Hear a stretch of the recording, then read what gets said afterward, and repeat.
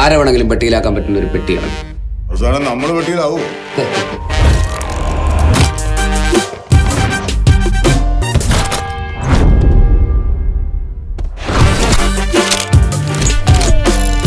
ഈ തോക്ക് വേറെ ആരുടെത്തുമില്ല. അത് അവന്റെ ഇരിക്കുന്നുണ്ട്.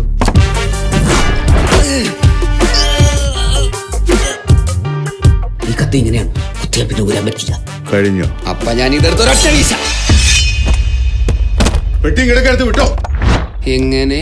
പണ്ട് ഇതുപോലെ കുറെ കേട്ടതാ, അന്ന് വർക്കായിട്ടില്ല, പിന്നെയാണ് ഇപ്പൊ വർക്കാവുന്നത്. ഓ വർക്ക്. വർക്ക് ആവണമെങ്കിൽ ട്രാൻസോസിൽ തന്നെ പോകണം. എങ്ങനെ?